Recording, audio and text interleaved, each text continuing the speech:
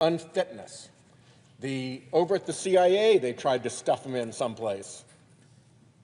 And the director of the CIA, Gina Haspel, I'm no friend of Gina Haspel, but here's what she said about him. If he came over, she would resign before allowing Patel to assume a position as her deputy. This is a guy who has a record of engagement with Trump appointees that show that he is not qualified, not capable, and somebody that they would resign before they'd let work for them. And now we're supposed to let him work for the American people? It is ridiculous. He testified once in state court on a Trump-related case, and his testimony was, to put it mildly, not convincing. Here's what the judge said. The court finds that Mr. Patel was not a credible witness. His testimony is not only illogical, but completely devoid of any evidence in the record. Okay, people come into court, they lie, the court doesn't believe their nonsense, and statements like this happen all the time in court. But here's where they don't happen. They don't happen with federal law enforcement agents. Because when I was the U.S. attorney in Rhode Island, if one of my FBI agents had gone over into the United States District Court in Rhode Island and testified in a criminal case in such a way that one of the United States District judges said about that witness, he was not a credible witness, his testimony was illogical, devoid of evidence in the record, we'd be looking into that. This comes darn close to being what is called giglio material. Material that the government is forced to disclose to future defendants when it bears on the credibility of a government witness, an agent who is a government witness. People lose their careers over giglio material. This, if he was an FBI agent, would have caused a response in headquarters to say, what the hell is going on? How did one of our people get involved in such flagrantly fake testimony that he was called out by the judge in the case like this? And this is the person that they want to put in charge of the organization, whose probity and whose professionalism and whose integrity are essential to the successful working of the organization. And the guy was basically called out as a liar and a fraud in plain court. This guy is a hot mess. And when you have a character like this that lies in court, that runs chainsaw memes about your opponents, that every person who he tried to work with who was senior in the Trump administration said, get this bum out of here, I don't want to be anywhere near him, that's a record. And you all, my Republican friends who are going to vote on this guy, when he gets there and he does what his character tells us he will do, don't think this isn't going to come back to haunt you. And by the way, don't think that his Trump servience as FBI director won't turn on you.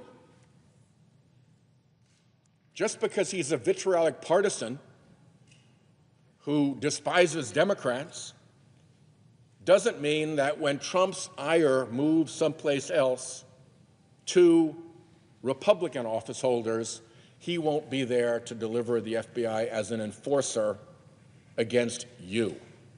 So there's a lot to be concerned about. I'll close with this. Never before in the history of American law enforcement has somebody sought to attain a high position in American law enforcement who has pled the Fifth Amendment. Not only did he plead the Fifth Amendment, but he refused to tell the committee what it was all about. You can't plead the Fifth unless you have a reasonable expectation that could put you in jeopardy of a crime. What crime? How in jeopardy? Explain that. You're not just a normal person. You're trying to be the head of the FBI. In a civil case, pleading the Fifth entitles the judge to instruct the jury to draw an adverse interest about your testimony, that the jury can find against you because you took the Fifth. Why we have not had a straight answer yet from our Republican colleagues about why the guy who wants to be the head of the FBI pled the Fifth? It is an unprecedented, terrible situation. With that, I yield the floor.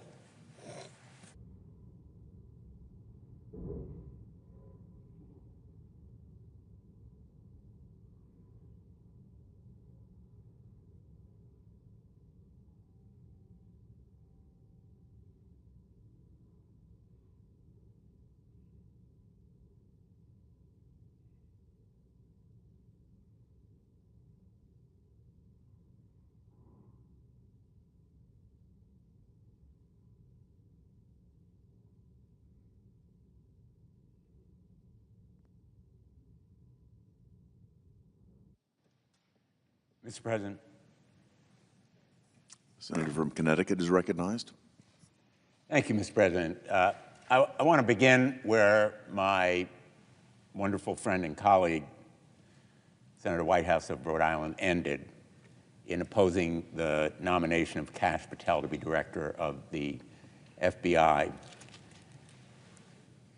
I served as United States Attorney as well, and I know firsthand what an investigation and a prosecution can do to an individual's life, even without a conviction. I used to tell my staff the most important thing we decide to do is to start an investigation or bring charges, because that person will be under a magnifying glass, having to defend himself, even if no charges are brought, and to defend himself, even if there's no conviction, and the charges themselves can do irreparable harm to a person's reputation, his finances, his family, his life. We entrust these positions, investigative and prosecutorial, to people who deserve the credibility and reliance that we give them. So the position of director of the FBI or Attorney General of the United States or prosecutors and investigators who work for them are not ordinary positions. Even potentially in certain situations, they are more powerful than a member of the United States cabinet in the impact they can have on individual lives. For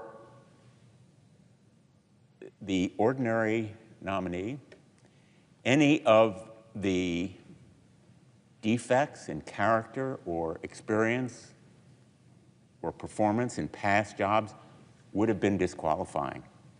We live in a time that is not ordinary, and this nominee is not normal.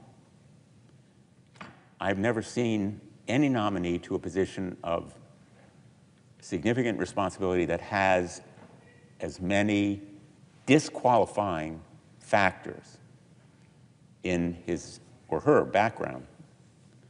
But I think that one comment about him that strikes me whenever I read it is the full quote from former National Security Advisor John Bolton.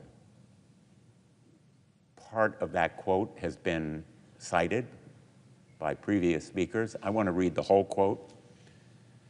Kash Patel's conduct in Mr. Trump's first term and thereafter indicates that as FBI director, he would operate according to Secret Police Chief Lavrenti Beria's reported comment to Joseph Stalin, "Show me the man, and I'll show you the crime."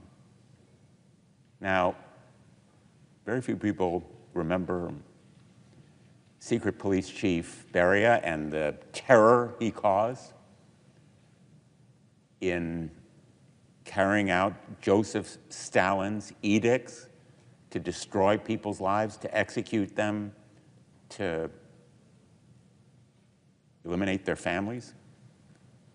But the mantra of Beria and Stalin, "Show me the man and I'll show you the crime," make up the crime to fit the man and we will eliminate him.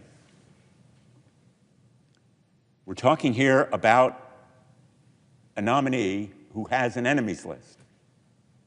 He calls it something different. He calls it government gangsters. And he's on a manhunt for them. Manhunt is his word. He can use different words, but the point here is he is on a mission to use the powers of this office in Donald Trump's name for political retribution.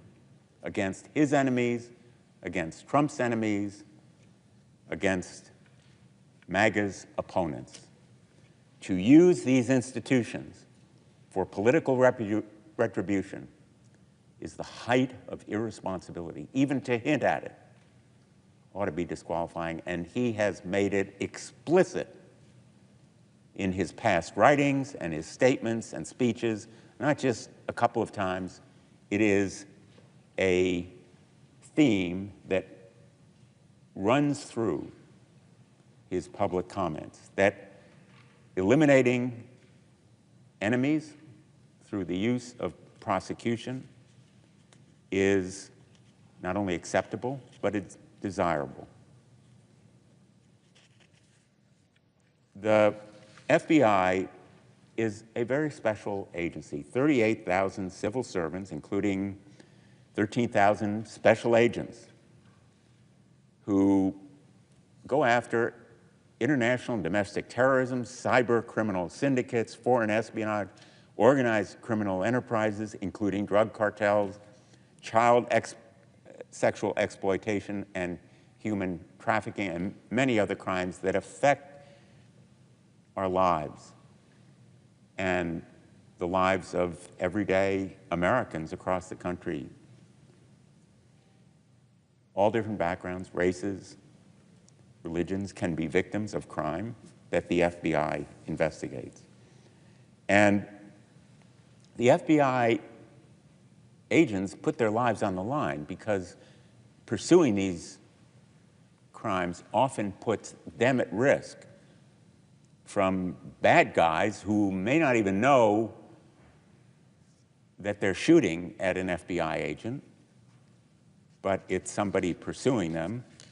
They may not know that an FBI agent is operating undercover, and they may be killing him.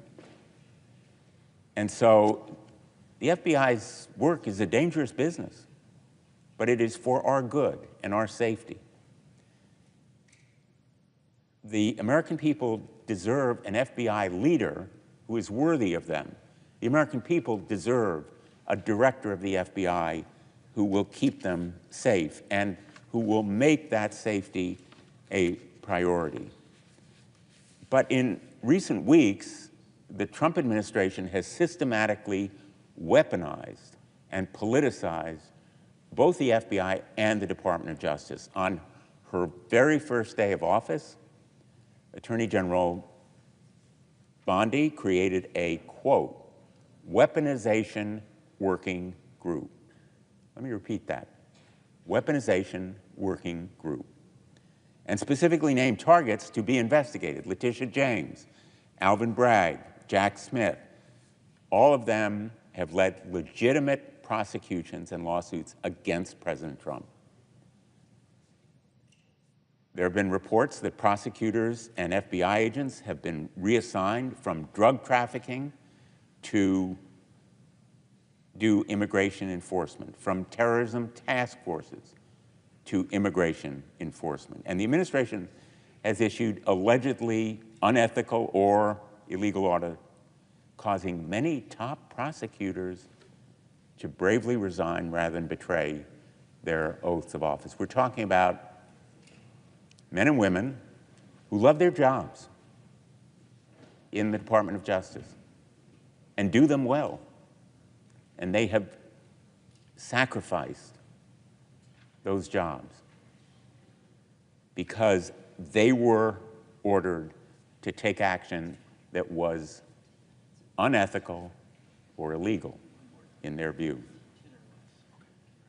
We need now more than ever an FBI director who is trustworthy and devoted to the ideals and values of the Department of Justice and the Constitution above all.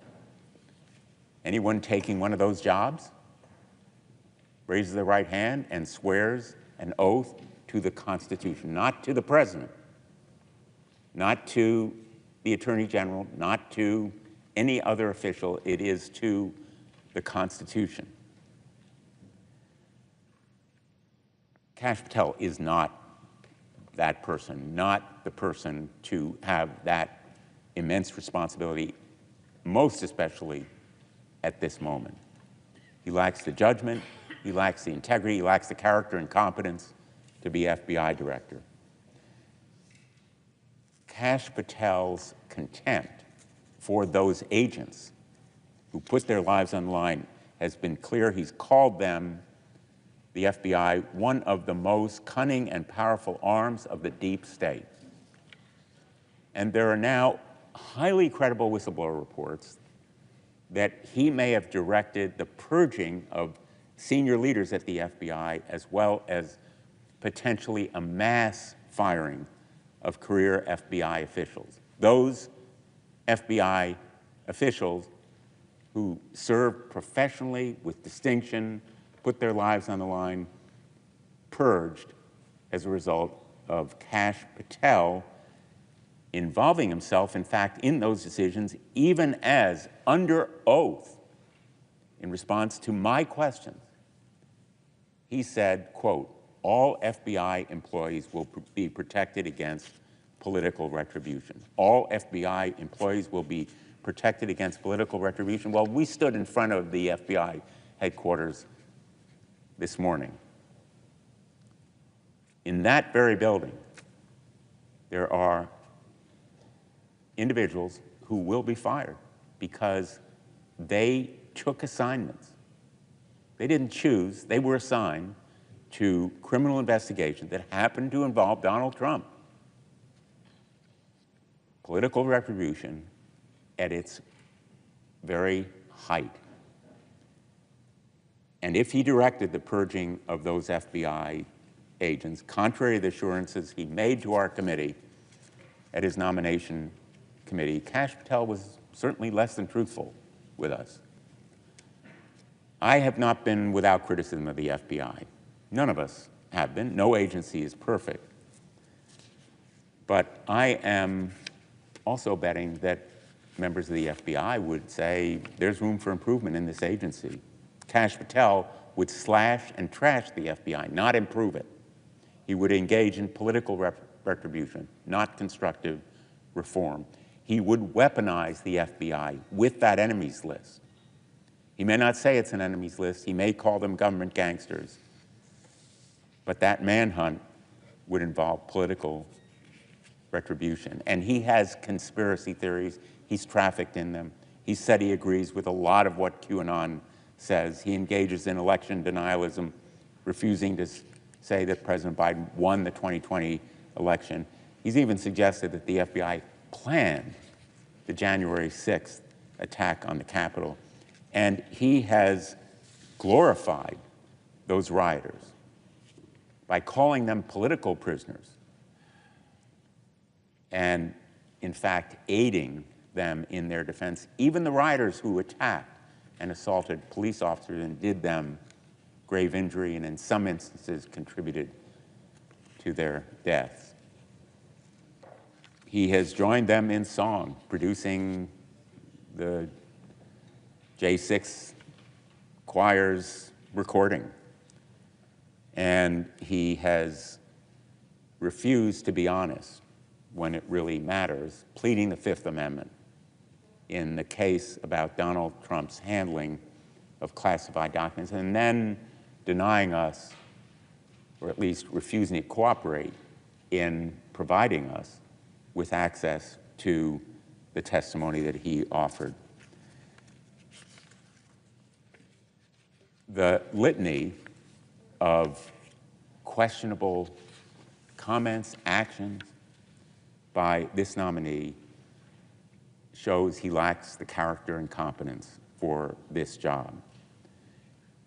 I've talked about roughly half a dozen various different facts in his background, statements, comments, actions that would be individually disqualifying. Altogether, they paint a picture of someone who has no proper role anywhere near a law enforcement agency, let alone director of the FBI. I'm appalled that my Republican colleagues voted for him in committee unanimously on their side. I'm appalled that so few may vote against him. on the floor today. But I am absolutely sure of this one thing. This vote will haunt anyone who votes for him. They will rue the day they did it. To my Republican colleagues, think about it. Think about what you will tell your constituents, more important, your family, maybe your grandchildren, about why you picked and voted for this person who will so completely and utterly disgrace this office and do such grave damage to our nation's justice system. Mr. President, I yield the floor.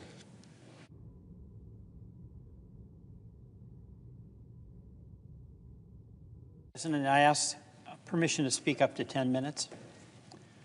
Without objection, the senator from Vermont is recognized. Thank you, Mr. President, and I thank my colleagues for joining me here today. I oppose Kash Patel and believe he is the dangerously wrong choice to serve as the director of FBI. We all have great admiration for the FBI. The men and women there serve our nation, do hard work every day, and for decades they've served as a non-political agency that protects us and defends the rule of law.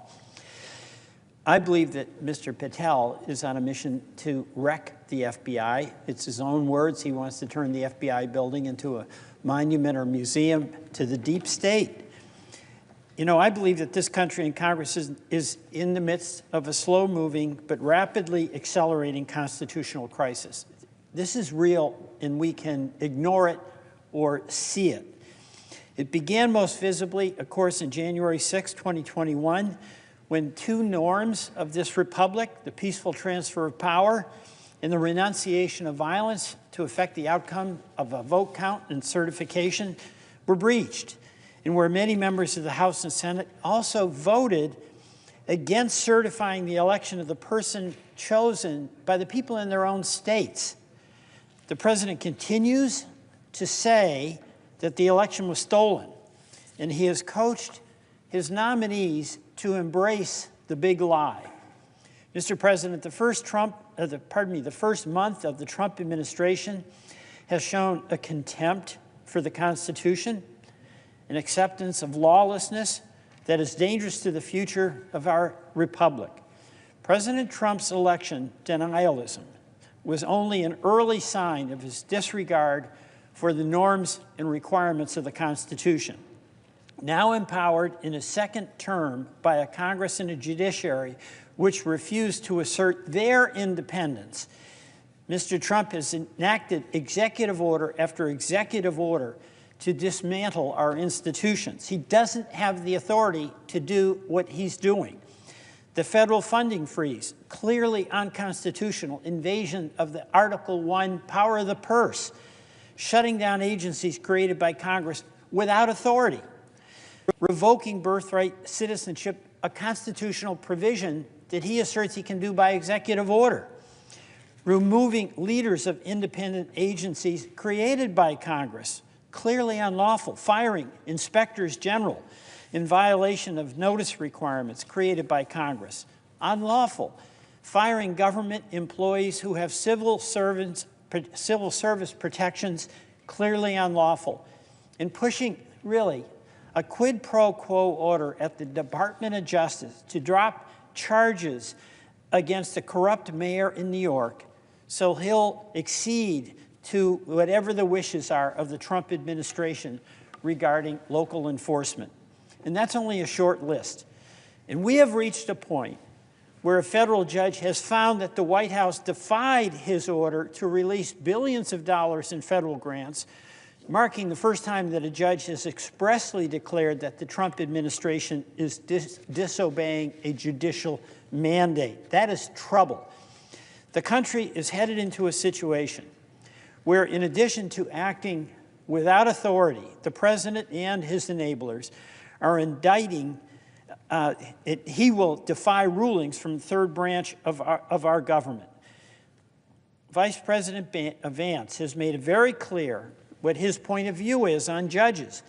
Judges aren't allowed to control the executive's, quote, legitimate powers. And if the courts don't like it, let them enforce it. Of course, under our Constitution, since Marbury versus Madison, the court is the final arbiter of what is legitimate or what is not. And the executive branch must enforce the laws as interpreted by the co-equal branch of government.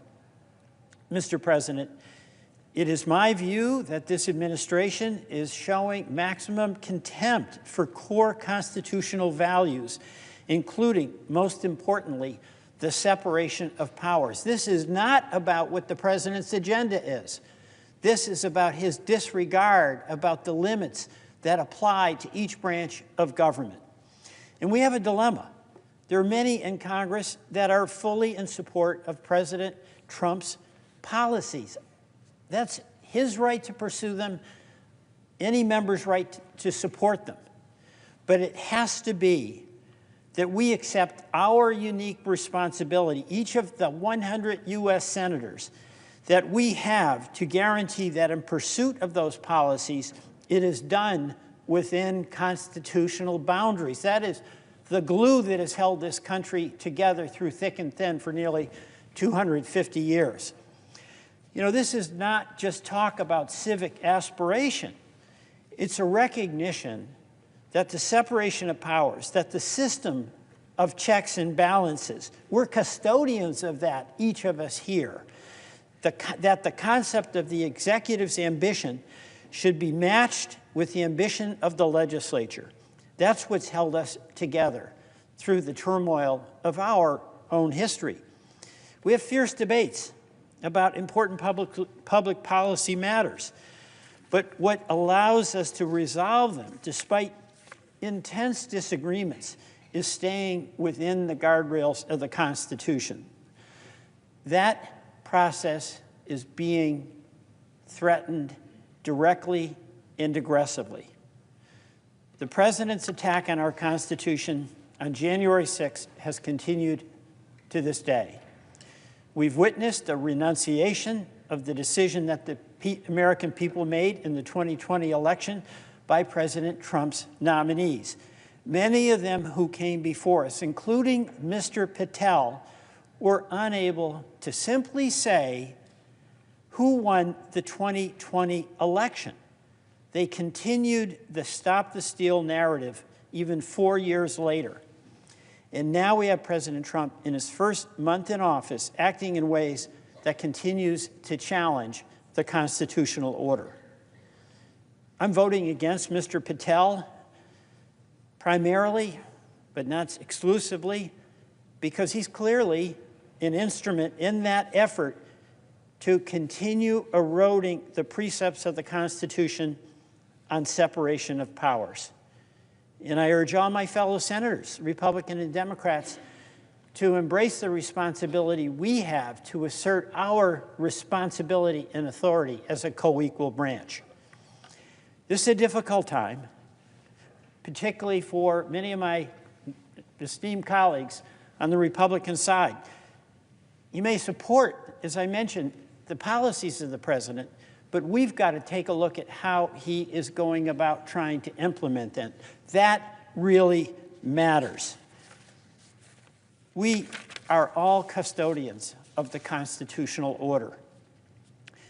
I'm regarding what President Trump has been doing in his first month in office as an illegal rampage. It's a rampage of illegality. He's showing a contempt for Congress and a contempt for the United States judiciary. Mr. Patel has signed on to that agenda. He isn't just someone who will be forced to participate in the president's campaign of retribution. He's an active participant. He's got his enemies list.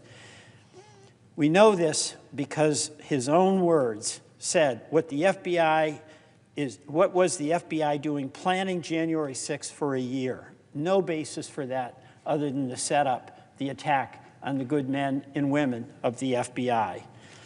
Mr. Patel is the one who created a list of deep state individuals. This is like Russia kind of stuff, half of whom are Republicans in the so-called deep state. And he called it nothing more than a cabal of government gangsters and allies. This is the department he's going to be leading Really. And he's the one who said thank you to President Trump for helping put so many government gangsters in their place. Mr. President, Mr. Patel is not the person to lead the FBI. And my hope is that all of us should consider what Mr. Patel will do.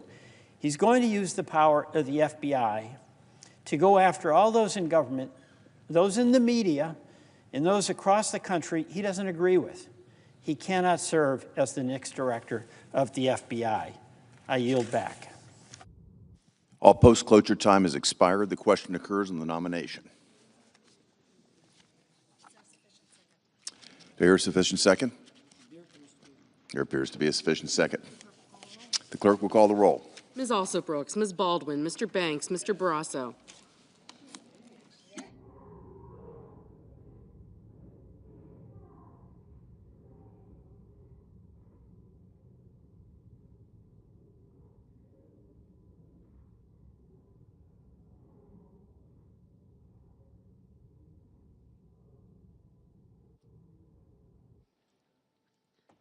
Mr. Bennett.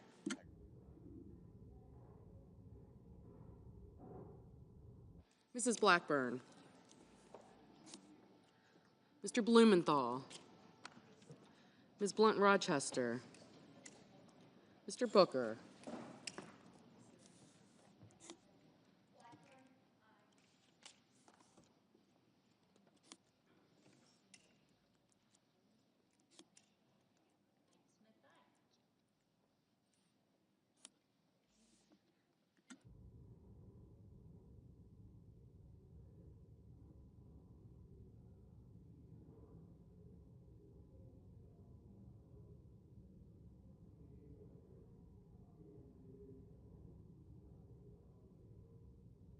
Mr. Bozeman. Mrs. Brett. Mr. Budd. Ms. Cantwell. Mrs. Capito.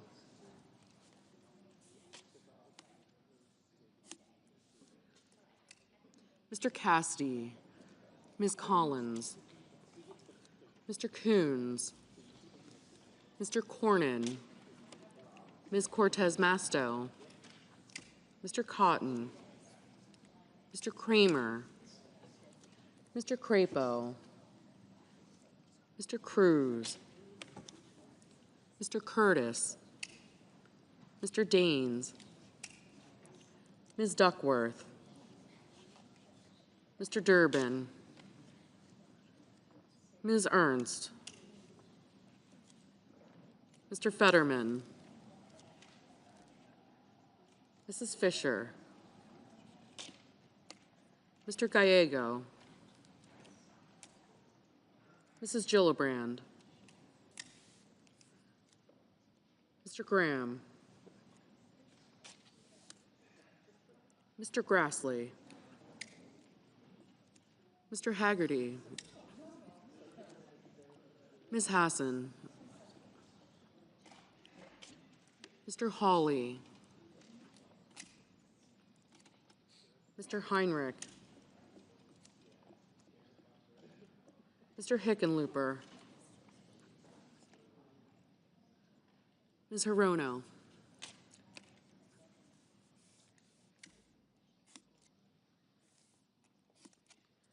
Mr. Hoven. Mr. Husted. Mrs. Hyde-Smith. Mr. Johnson. Mr. Justice. Mr. Kane.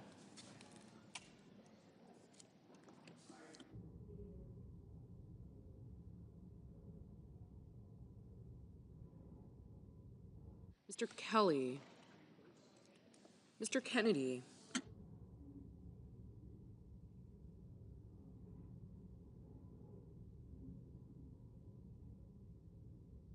Mr. Kim. Mr. King. Ms. Klobuchar. Mr. Langford. Mr. Lee. Mr. Lujan. Ms. Lummis. Mr. Markey. Mr. Marshall. Mr. McConnell. Mr. McCormick. Mr. Merkley. Mrs. Moody.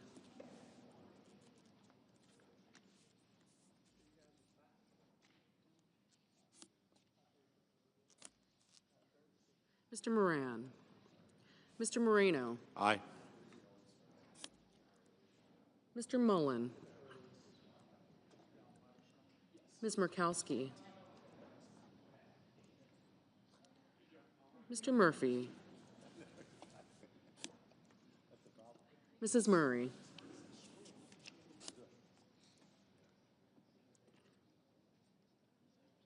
Mr. Ossoff.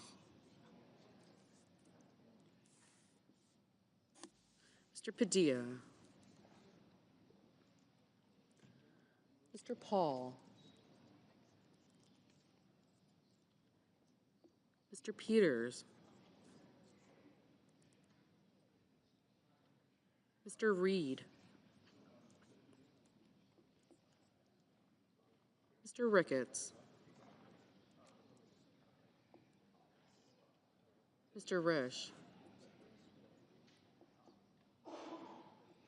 Ms. Rosen. Mr. Rounds.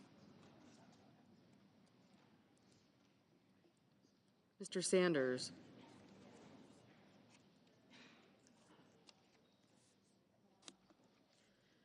Mr. Schatz. Mr. Schiff. Mr. Schmidt. Mr. Schumer.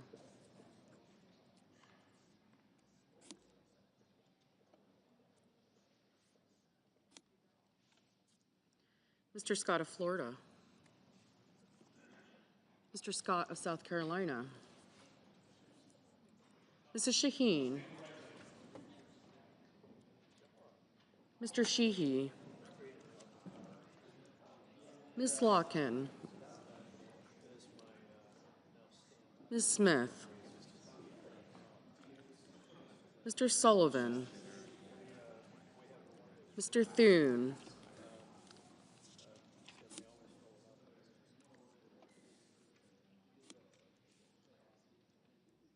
Mr. Tillis. Mr. Tuberville.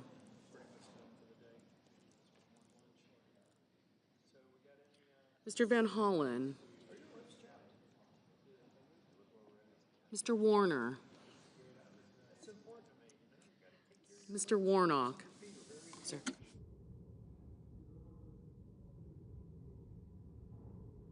Ms. Warren.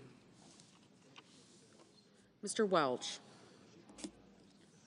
Mr. Whitehouse. Mr. Wicker. Mr. Wyden.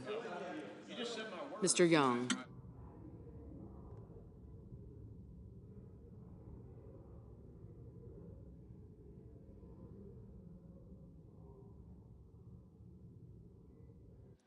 Senators voting in the affirmative: Banks, Barrasso, Blackburn, Britt, Budd, Cassidy, Cotton, Ernst, Grassley, Haggerty, Hawley, Hyde-Smith, Kennedy, Moreno, Paul, Schmidt, Scott of Florida, Tillis, and Young.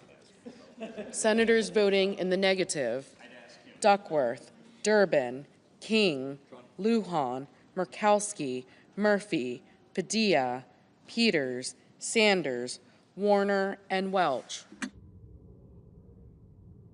Ms. Slotkin. Ms. Slotkin, no.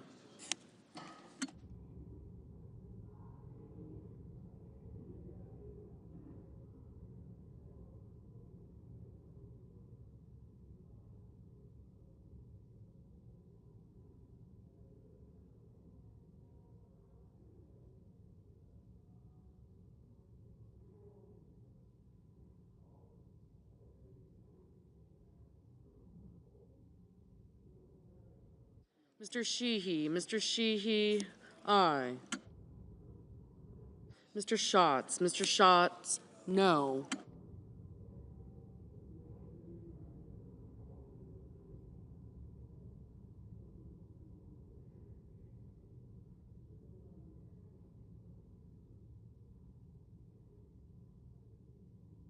Mrs. Moody, aye.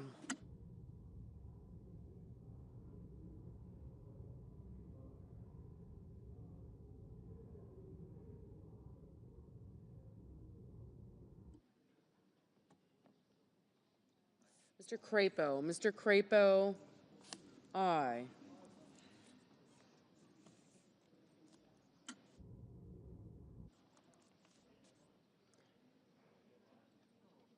Mr. Scott of South Carolina, aye. Ms. Rosen, no.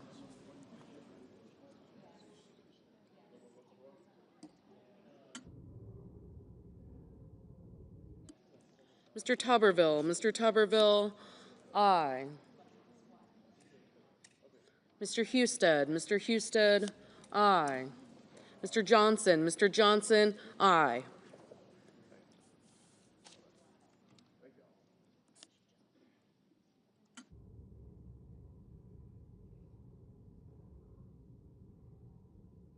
Mr. Risch, aye.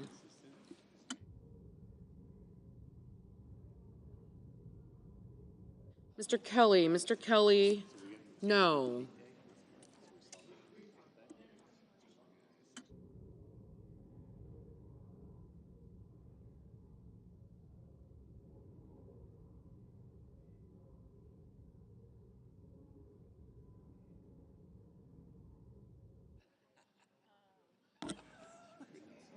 Mr. Ricketts, aye.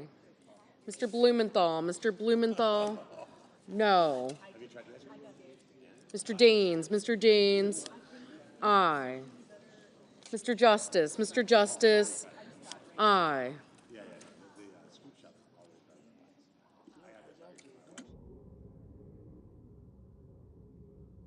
Ms. Cantwell, no. Mr.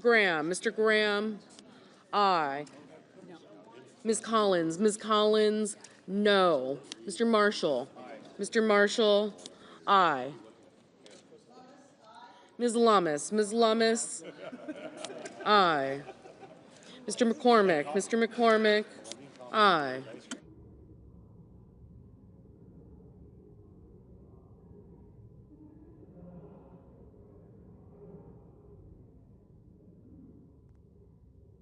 Mr. Schumer, no. Mrs. Gillibrand, no.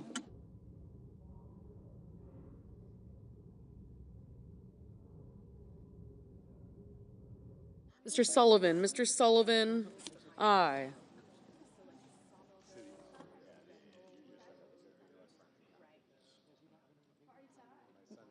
Mr. McConnell, aye. Mr. Wyden, no.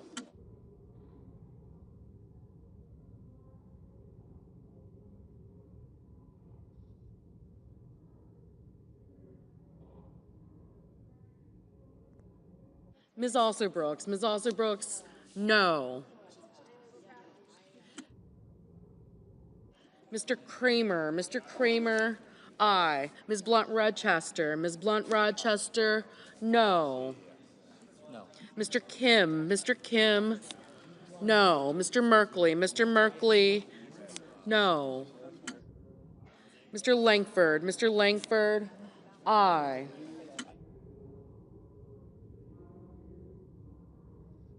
Mr. Kane, no.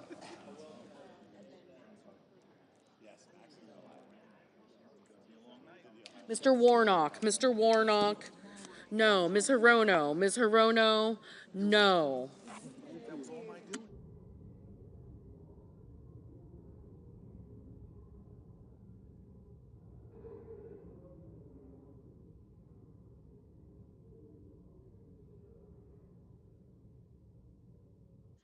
Mr. Booker, no.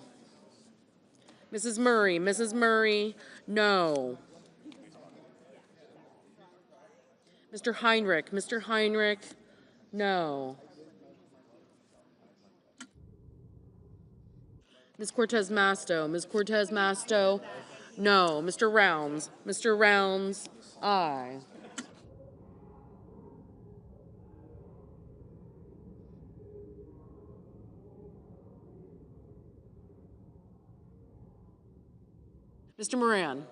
Mr. Moran, aye.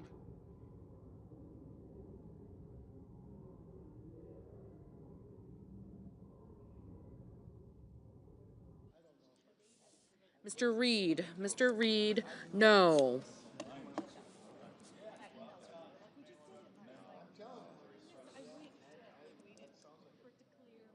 Mr. Thune, aye.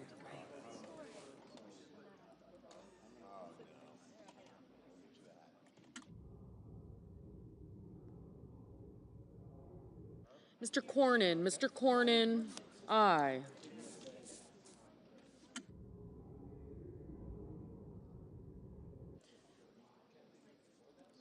Ms. Warren, no. Ms. Hassan, no. Mr. Ossoff, no.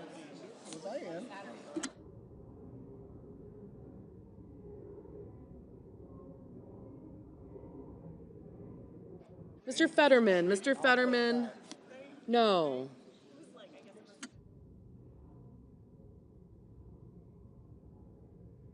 Ms. Smith, no.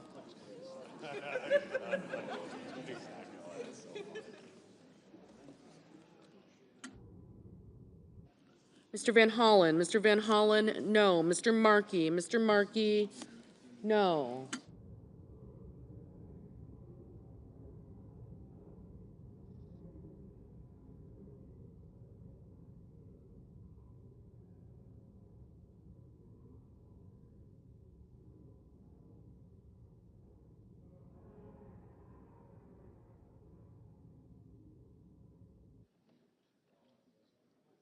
Mr. Coons, no.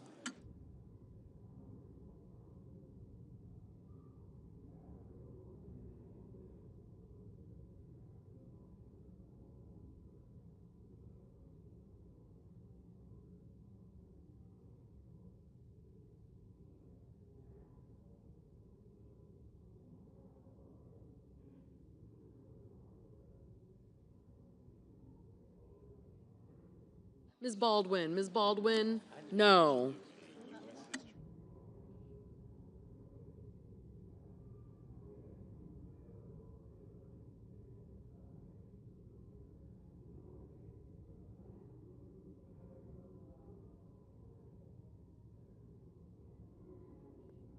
Mr. Hickenlooper, no.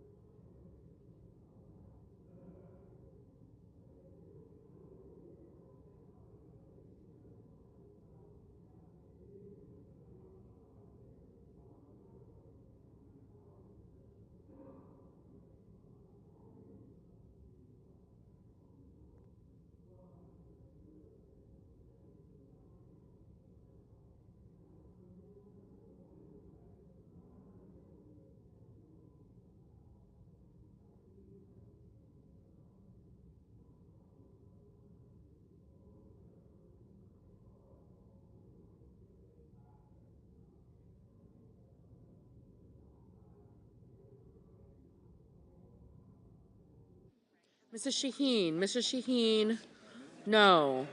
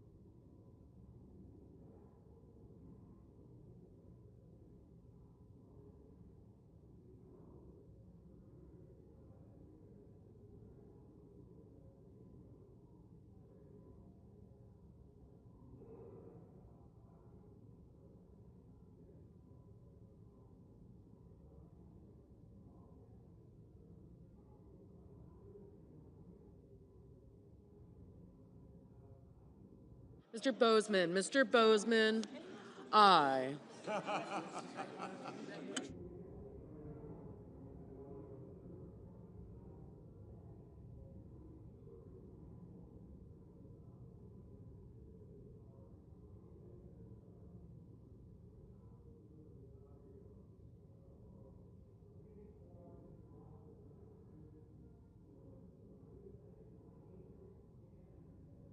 Ms. Klobuchar. Ms. Klobuchar, no. Mr. Hoven. Mr. Hoven, aye.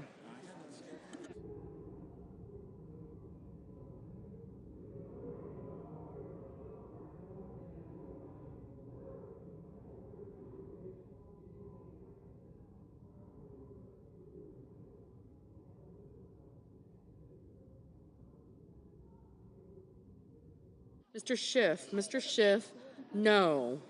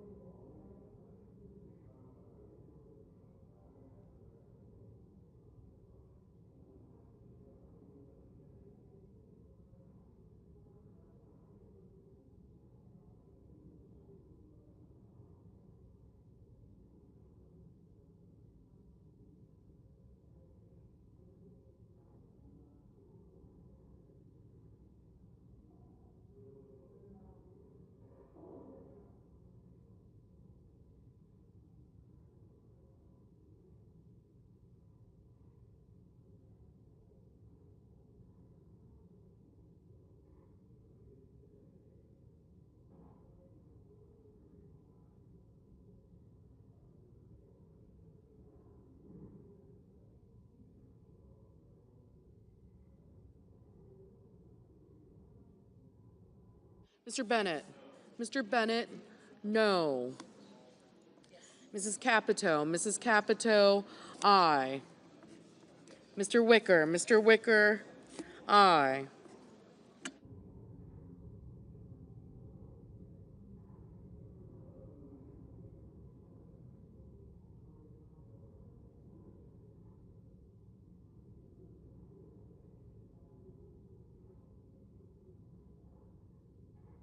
Mrs. Fisher. Mrs. Fisher, aye.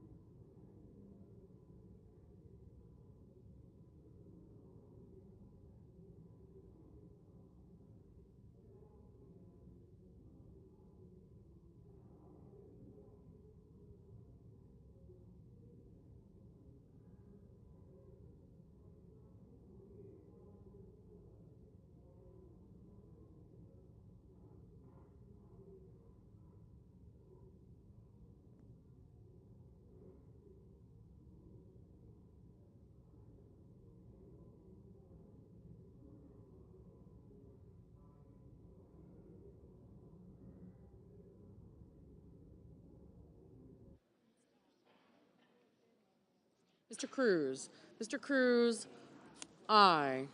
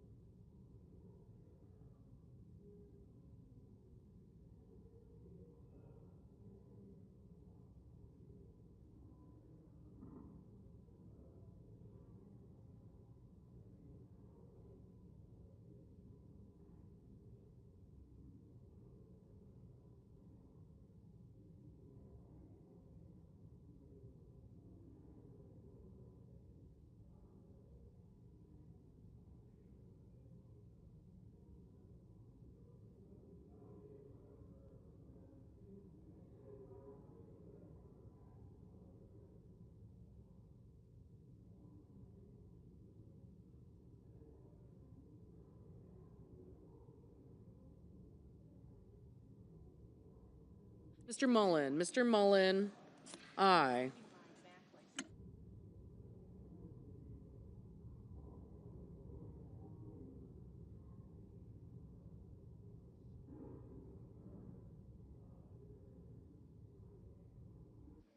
Mr. Lee. Mr. Lee, aye.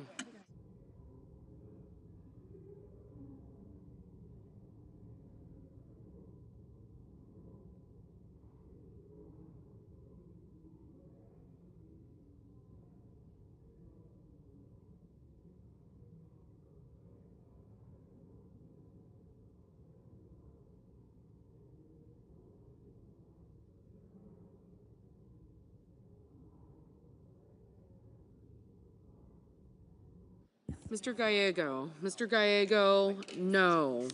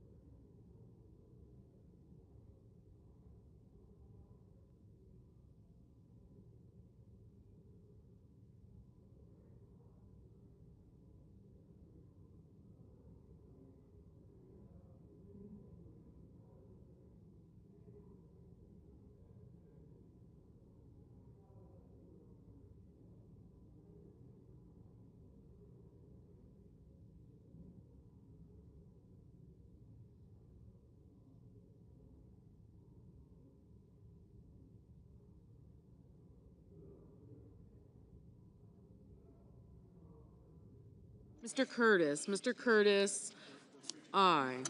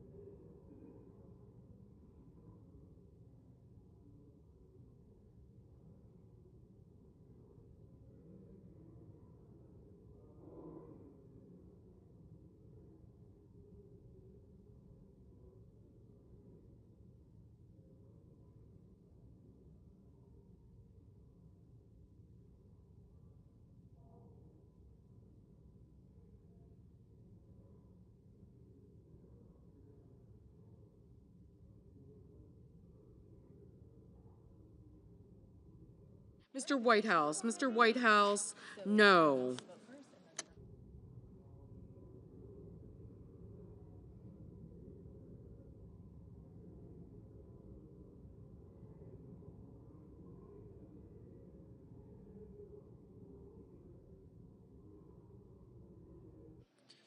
The yeas are 51. The nays are 49. The confirmation is confirmed. Under the previous order, the motion to reconsider is considered made and laid upon the table, and the President will be immediately notified of the Senate's actions.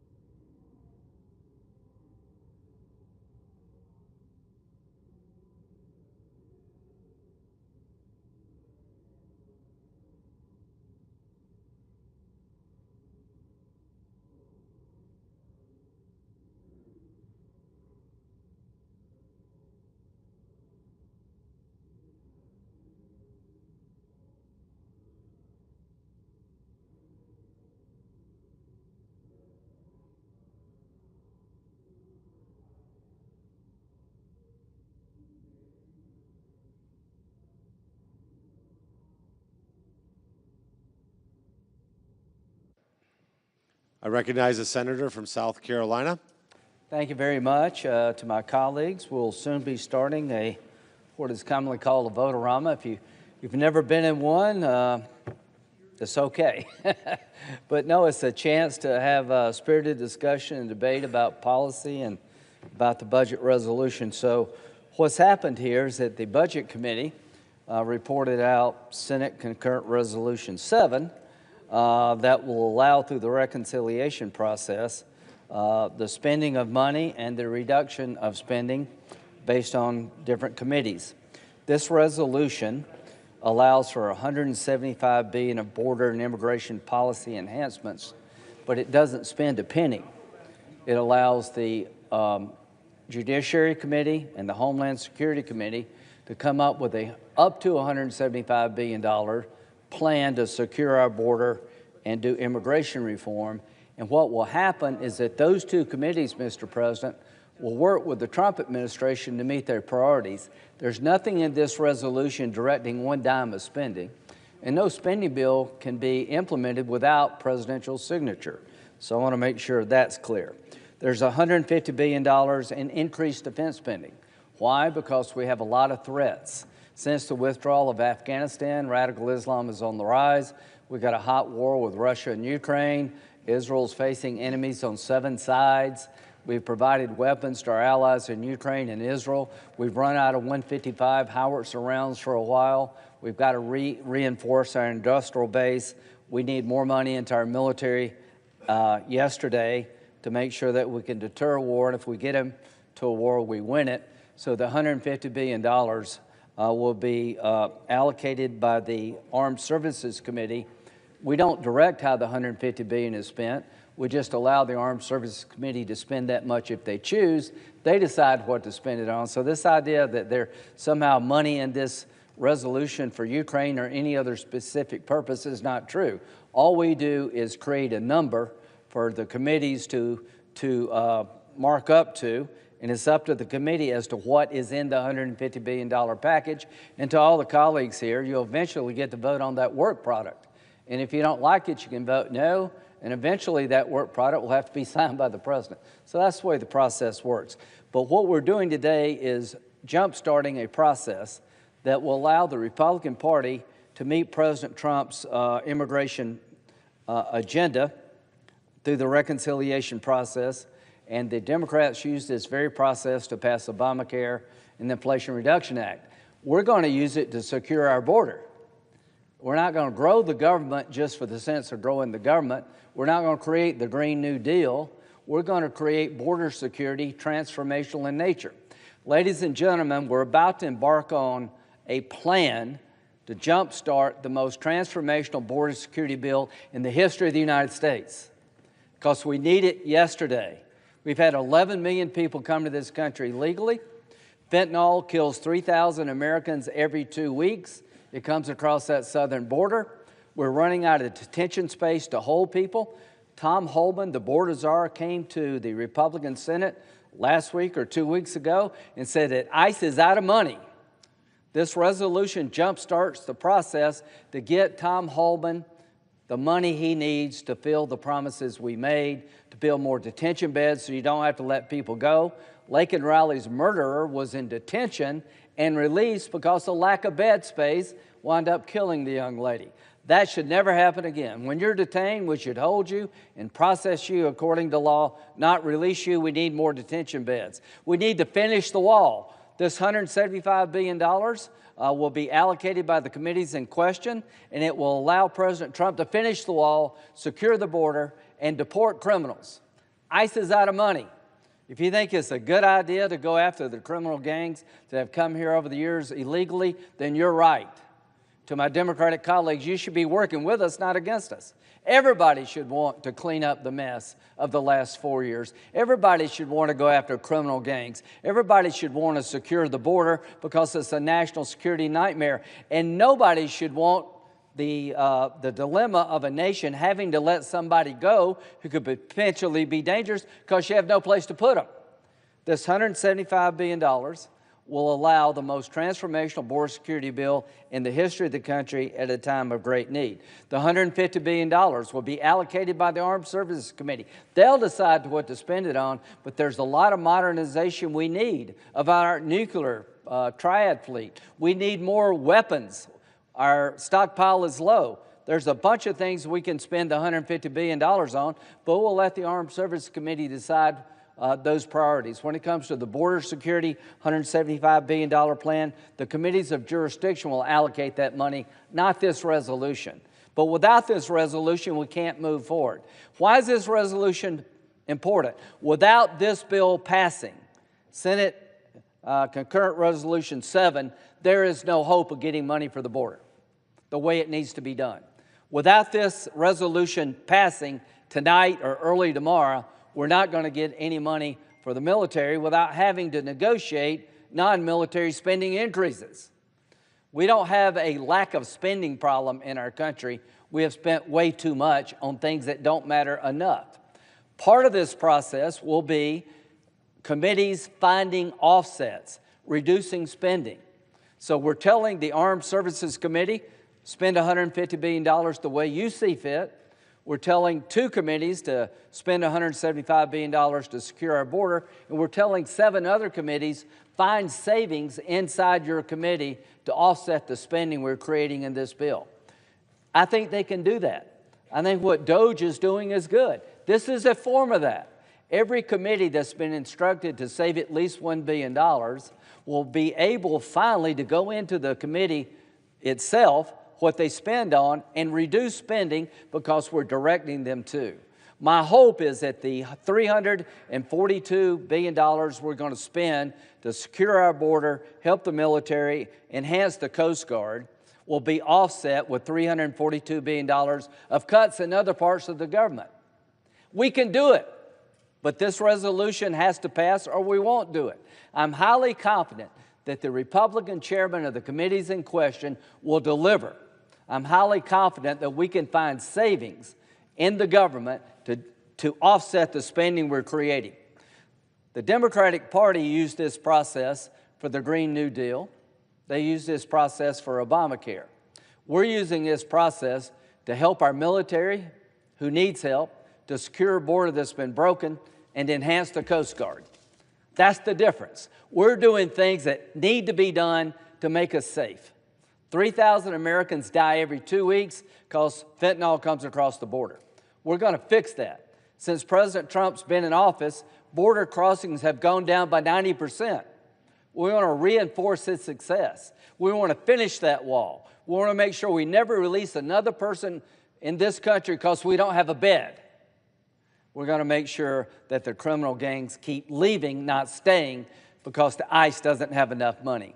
Why are we doing this? Because Tom Holman and Mr. Voigt, the head of OMB, told us 2 weeks ago we're out of money to finish the job that President Trump started. To my House colleagues, I prefer one big, beautiful bill that makes the tax cuts permanent, that does the things we need to do on the border and with our military, and cuts spending. I wish you all the best. I prefer what you're doing to what we're doing, but we got to have a plan B if you can't get it done soon. What is the Senate doing? We've decided to front-end load security. We want to cut taxes. We want to make the tax cuts permanent. We're going to work with our House colleagues to do that. They expire at the end of the year, but we have time to do that. It is the view of the Republican Senate that when it comes to border security, we need not fail. We should have the money now to keep the momentum going. When it comes to the Republican Senate, we believe the military needs money now because the world's on fire. To my House colleagues, we will all get there together.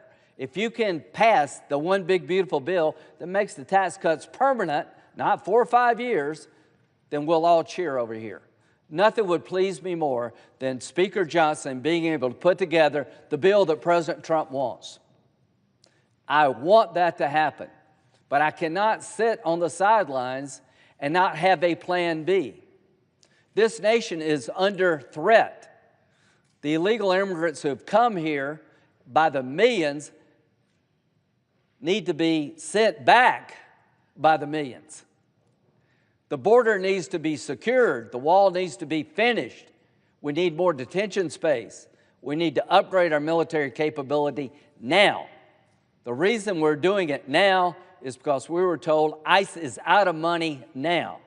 So I'm hoping that the House can deliver, but I am very confident that the Senate, early in the morning, Republicans, not one Democrat vote, will set in motion a process that will transform our border security to the most modern, aggressive border security plan in the history of the country, North and South, that will set in motion $175 billion of new spending to secure the border in a way that's never been achieved in the past. If this resolution fails, God help us all. If this resolution passes, help is on the way. If you believe that America needs to be serious about securing our border, this bill gets the job done. If you believe the military needs to be stronger, not weaker at a time of threat, this bill gets it done. If you believe the Coast Guard needs more capability to deal with drugs and national security threats, this bill delivers. This is a security bill. This is a bill that will combat fentanyl killing Americans. There are more Americans dying every 2 weeks from fentanyl than on 9/11. Hundreds of thousands of young Americans, young and old, but mostly young, have died from fentanyl poisoning coming across that southern border. We're going to go after those cartels. I'm confident that President Trump is the new sheriff in town that we need. But without resources, it won't work. Tom Homan came to us and begged us for money to continue the plan he's enacted to get gangs out of this country, to secure that border, to have more detention space. Tom, we heard you. We're going to meet your needs. So I'm excited about this debate. I'm excited about Republican-led committee chairman, finding ways to reduce spending to pay for this. This is a big deal, folks. The Republican Party is going to go all in on border security. We're going to upgrade our defense capability, and we're going to pay for it. Anybody at home ever had to pick between two things? You couldn't be everything, you couldn't have it all, that you had to spend because your child got sick or hurt, and you had to cut somewhere else because there wasn't enough money to do both. We're going to set priorities. If you have a sick child or something bad in your family happens, that goes first. That means you have to pinch somewhere else, except in Washington. Well, that model's over. We're going to start a new way of doing business. We're going to spend on things that need to be done and should be done by the federal government to keep us safe, and we're going to offset it by reducing spending in areas not as important. I'm excited about this process. I urge my colleagues to come down on both sides of the aisle and participate in this debate. This is what I was elected to do, I think. Make America safe and prosperous, and do it in a fiscally responsible way. The idea that we're going to actually offset spending is a great day. We're going to deliver. This is going to go into the night. Our Democratic colleagues are going to have a chance to offer a lot of amendments to our approach. And they will want this and they will want that. But what breaks my heart is they don't see the value in what we're trying to do. Every American should want more money into DHS to secure our border. Every American should want more capability in the hands of the military at a time of great threat. But we can't get there. We can't reach common ground on those issues. So we're going to use the process they used. They used the process to create Obamacare, the Green New Deal, the Inflation Reduction Act. We're going to use that very same process to make the cartel's life miserable, to go after criminal gangs, to finish the wall, upgrade the capability of the Coast Guard, and make our military the most lethal it's been since Ronald Reagan. And we're going to pay for it all. Huh? They said to wait. What? In a bit, not now, I've been told, I will read a script that starts the process to the senator from Ohio, the presiding officer. This is why you came. This is what you promised to do. I was on the campaign with you, and you looked your voters in the eye and said, we're going to do things differently. We're going to secure our border. We're going to stop the fentanyls from poisoning your kids. And we're going to be serious about fiscal responsibility. We're going to pay for all this. So, Mr. President, you have a chance here to do what you promised you would do. And all of us on this side of the aisle, people are counting on us. They're counting on this Republican majority to deal with the mess that's been created for the last 4 years. They're counting on this Republican majority to give the president the money he needs to do the job that he promised to do. And we're going to deliver. We're going to do it, and we're going to do it tonight. And if it's 5 o'clock in the morning, I don't care how long it takes, we're going to deliver. And we're going to pay for everything we do. So in a little bit, in a small period of time, around 5 o'clock, we're going to start this process.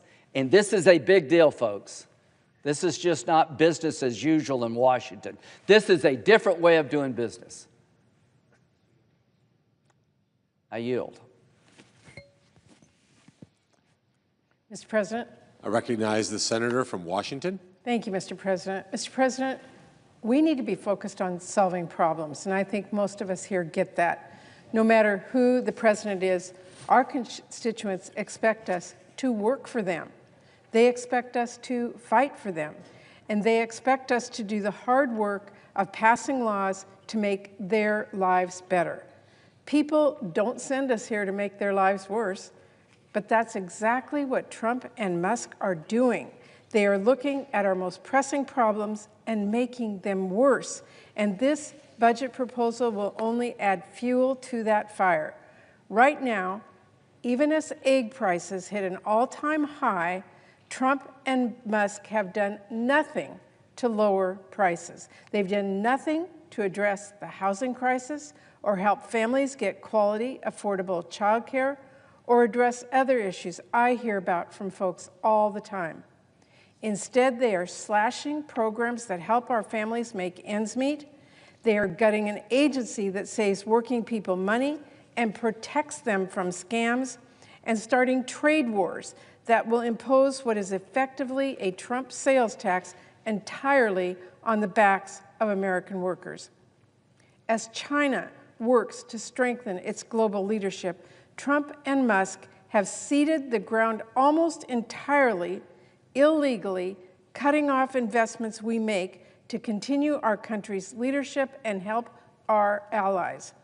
At the most precarious moment for the Middle East in decades, Trump is casually proposing to ethnically cleanse Gaza so that Trump and his family can build waterfront property there. When it comes to helping our allies in Ukraine secure a just peace, Trump is giving away countless concessions to Putin out of the gate, calling our ally a dictator and meeting with Russia without inviting Ukraine. When it comes to the bird flu, Trump and Musk are firing the very workers who are responsible for tracking the disease and keeping it from spreading further. And now suddenly they are desperately trying to hire them back. And as Texas deals with a serious measles outbreak, Trump's health secretary can't even confirm the obvious and tell parents the vaccine doesn't cause autism, which, to be clear, it does not. And almost unbelievably, just weeks after the deadliest commercial plane crash in the U.S.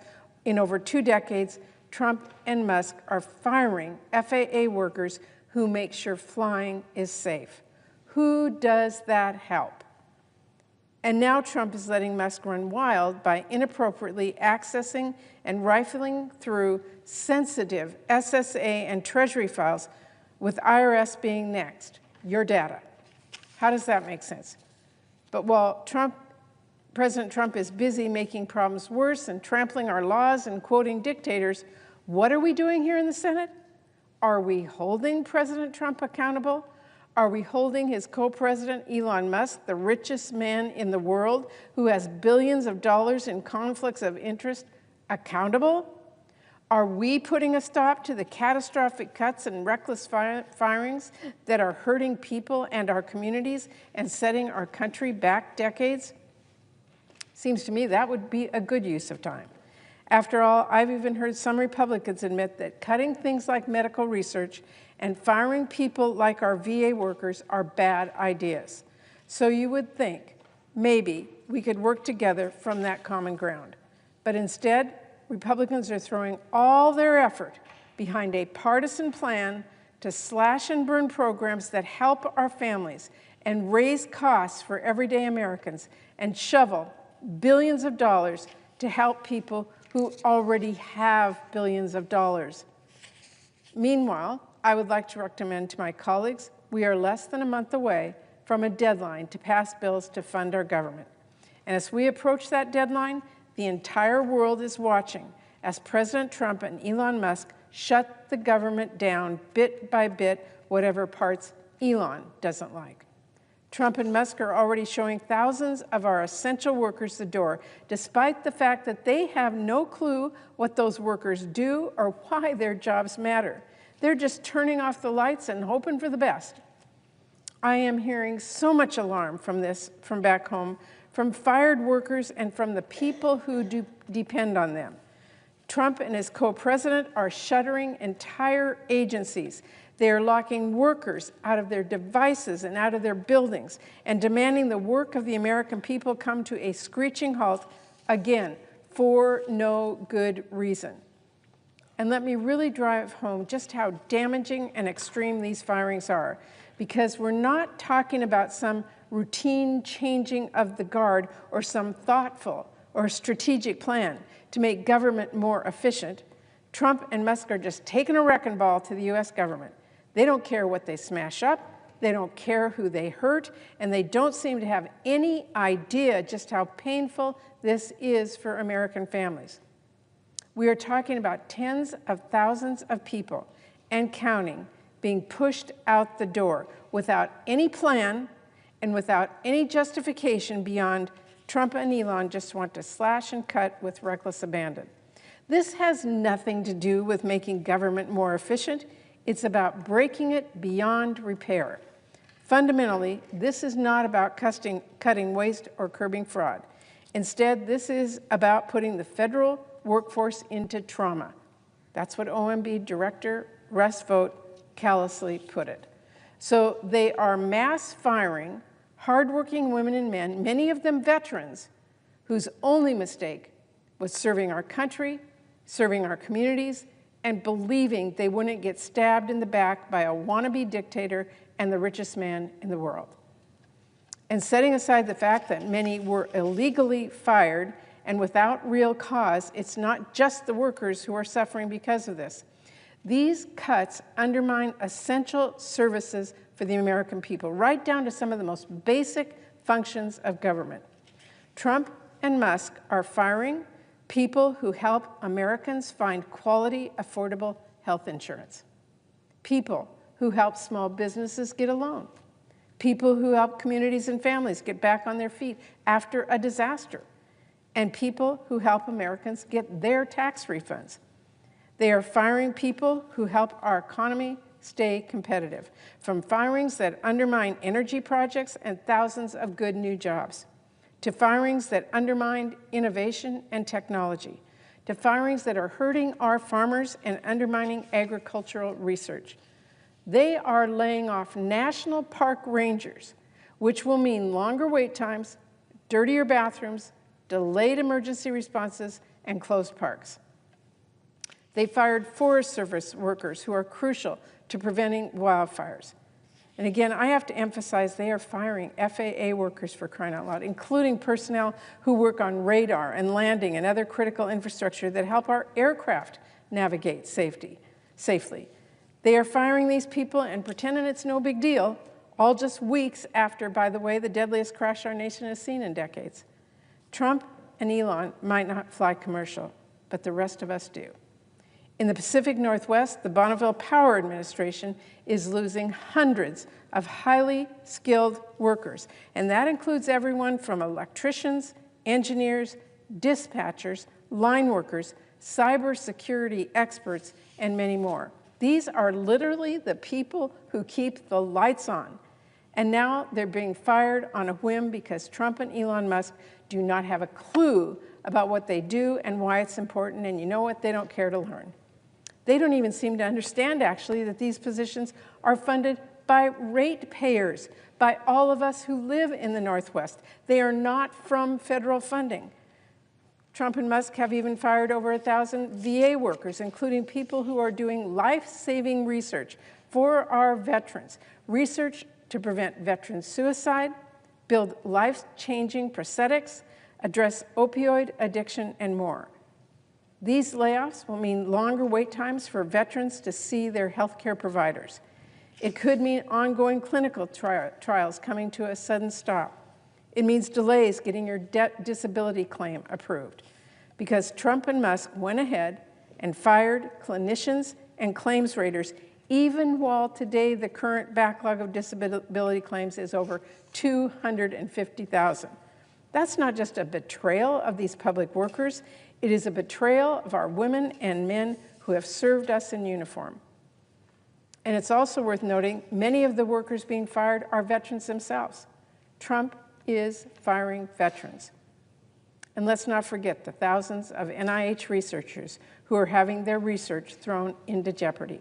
And the patients who are watching President Trump carelessly toss their best hope for a cure into the shredder.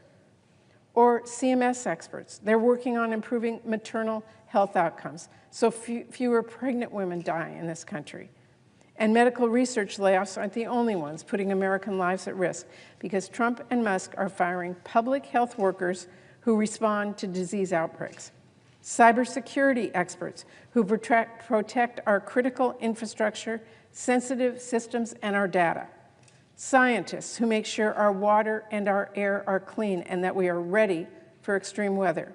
Workers that help our communities prepare for, respond to, and recover from disasters. Not to mention members of law enforcement who help stop violent criminals. And of course, our nuclear engineers.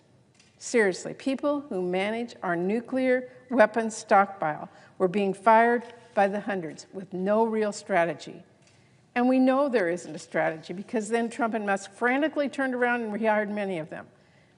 And we also know they haven't learned their lesson, because they just did the exact same thing to our workers who were responding to bird flu. Reckless layoffs followed by, wait, no, come back. That's not a plan. That is not a plan. To callously fire people who help us stay ahead of deadly diseases, maintain a safe, secure, and reliable nuclear weapons stockpile, that is the height of dangerous incompetence. And nuclear cleanup work has been hit as well. I've been fighting to get more resources for the Hanford cleanup in Washington State for years. It is already understaffed.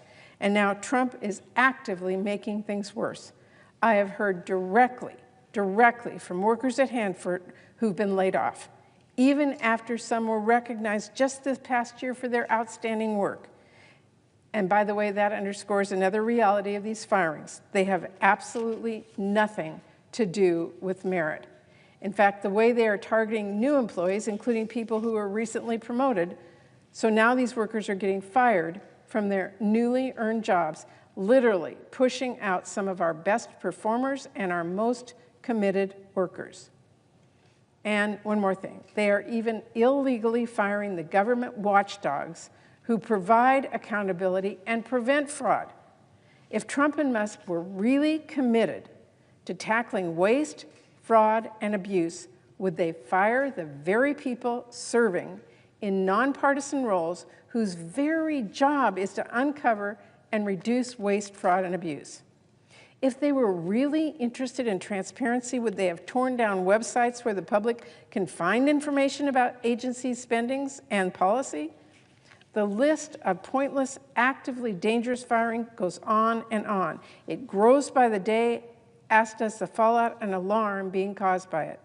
My phones have been ringing off the hook, and I know I am not the only one.